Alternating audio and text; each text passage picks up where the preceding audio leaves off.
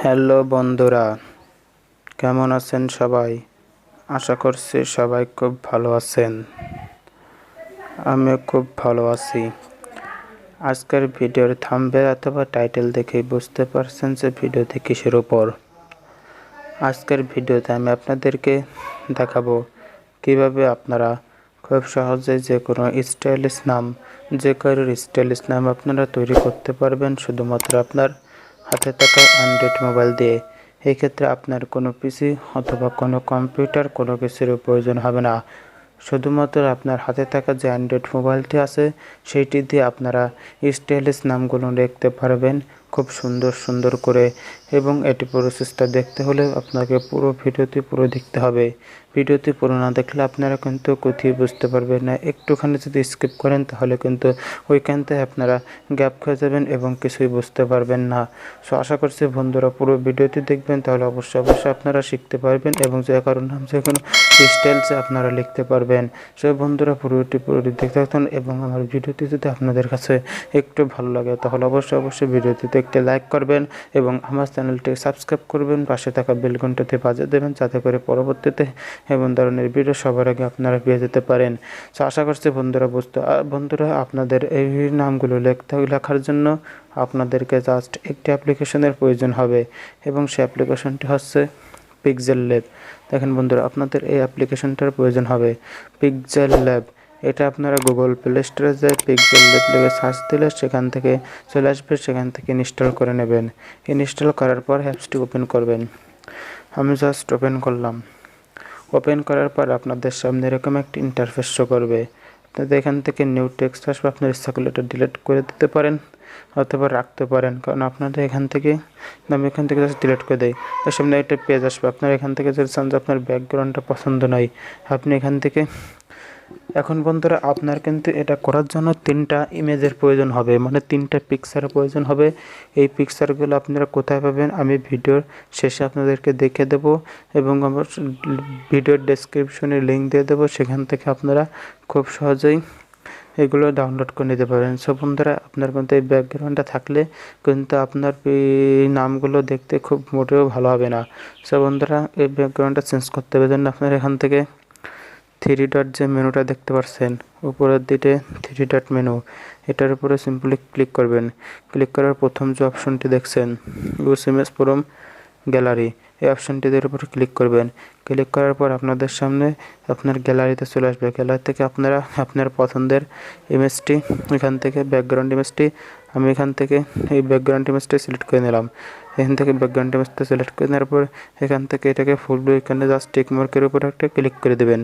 Click করে দেওয়ার পর দেখেন আমার ইমেজটা কিন্তু চলে আসছে।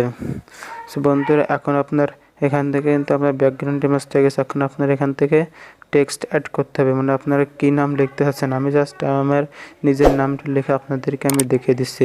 সেখান থেকে আপনারা প্লাস আইকনটা আছে এটার উপর সিম্পলি ক্লিক করবেন। এটার উপর ক্লিক করার পর প্রথম যে অপশনটি আছে টেক্সট, এটার উপর সিম্পলি ক্লিক করে দেবেন। ক্লিক করে দেওয়ার আপনাদের সামনে নিউ টেক্সট নামে একটা অপশন আসবে। এখান থেকে জাস্ট আপনারা এই অপশনটির উপর সিম্পলি ক্লিক করবেন। ক্লিক করার পর এখান থেকে এডিট অপশনটির উপর সিম্পলি ক্লিক করবেন। ক্লিক করার পর আপনাদের সামনে একটা পেজ আসবে, এখান থেকে আপনারা আপনাদের নাম লিখবেন। তো আমি বাংলায় আমার নাম লিখতেছি। নাম লেখার পরে আপনারা এখান থেকে যে ওকে চিহ্নটা আছে এটার উপর টিকমার্ক করে দেবেন। এটার উপর টিকমার্ক করে দিলাম। টিকমার্ক করে দেওয়ার পর আপনারা এখন আপনার সামনে একটা পেজ আসবে। কারণ আপনার এখান থেকে যে স্টাইলের যে অপশনটি আছে ফার্স্ট অপশন, এটার উপর ক্লিক করবেন। ক্লিক করার পর এখান থেকে ব্রাউজার অপশনে ক্লিক করবেন। তারপর এখান থেকে সিম্পল লাস্ট যে অপশনটা আছে এটার উপর ক্লিক করবেন। ক্লিক করার পর এখন দেখেন আপনার এটাকে আপনার উপর আপনার ফন্টের উপর ক্লিক করবেন। ফন্টের উপর ক্লিক করার পর এখানে অনেকগুলো ইন্টারফেস শো করবে। এখান থেকে আপনারা সাইজটা দেখছেন, সাইজটা এখান থেকে আপনি যদি চান সাইজটা এখান থেকে এটাকে চান দেন সাইজটা বেড়ে যাবে। যদি চান এখান থেকে সাইজটা বাড়ান সাইজটা বেড়ে যাবে। জাস্ট এখান থেকে কালার যে অপশনটা আছে আপনার এখান থেকে জাস্ট আপনার পছন্দের মতো কালার সিলেক্ট করে নেবেন। এখান থেকে লাল সবুজ কারো যে কালার চান সেখান থেকে আমি জাস্ট এই কালারটা এখান থেকে সিলেক্ট করে টিক মার্কে ক্লিক করবেন।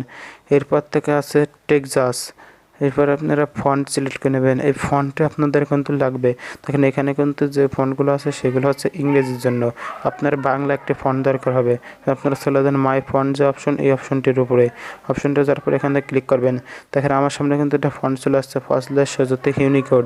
এই ফন্টটা কিন্তু আপনাদেরকে ডাউনলোড করে নিতে হবে। আমি আগেই বলেছি 3টা পিকচার এবং একটি ফন্টের প্রয়োজন হবে। এই 3টা পিকচার এবং ফন্ট আপনারা যদি চান আমি আমার ভিডিও ডেসক্রিপশনে দিয়ে দেবো, অথবা আপনারা গুগল ক্রোমে থেকে এটা ডাউনলোড করে নিতে পারবেন।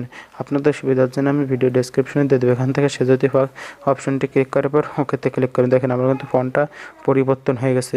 কারণ এখানে টেক্সাট যে পিকচার, এটাকে একটু স্টাইল করার জন্য এখানে ব্যাকগ্রাউন্ড পিকচার দিতে হবে। ফন্টের ভেতরে টেক্সট আছে, এই অপশনটি দিয়ে উপর সিম্পলি ক্লিক করে দেবেন। ক্লিক করে দেওয়ার পর আপনার এই গ্যালারি অপশনটা যেটার উপর দেখছেন এটার উপর সিম্পলি ক্লিক করে দেবেন। ক্লিক করে দেওয়ার পর আপনার এখান থেকে টেক্সট আসার জন্য একটা ইমেজ সিলেক্ট, আমি ইমেজটা আপনার সিলেক্ট করতে হবে। এটা আমি আগেই বলেছি ডিসক্রিপশন বক্সে লিঙ্ক দেবো, সেখান থেকে ডাউনলোড করে এটার উপর ক্লিক করে দেওয়ার পর এখানে টিক মার্কের উপর ক্লিক করে দেবেন। দেখেন আপনার কিন্তু এটা কিন্তু একটা কালার আছে, এখন একটা আপনারা জাস্ট ইনেবল করে দেবেন। ইনেবল করে এটাকে আপনারা বাড়িয়ে কমিয়ে দেখবেন যে আপনারা কোন টাইপের রাখতে চান। আমি জাস্ট এই টাইপের রাখতে চাই। এখান থেকে আপনারা টিকমার্কে ক্লিক করে দেবেন। এখন আপনাদের কিন্তু পুরোপুরি মোটামুটি কমপ্লিট। এখন আপনারা যদি চান যে এখান থেকে যে স্ট্রোক যে অপশন, স্ট্রোকসের উপর দিয়ে স্ট্রোকসটাকে জাস্ট ইনেবল করে দেবেন। যেহেতু আমার ইনেবল করা আছে সেটা ইনেবল করে দেবেন। তারপরে শ্যাডোটা ইনেবল করে দেবেন। তারপর এখান থেকে 3D টেক্সট এই অপশনটিকে এখান থেকে ইনেবল করে দেন, টিকমার্কে ক্লিক করবেন।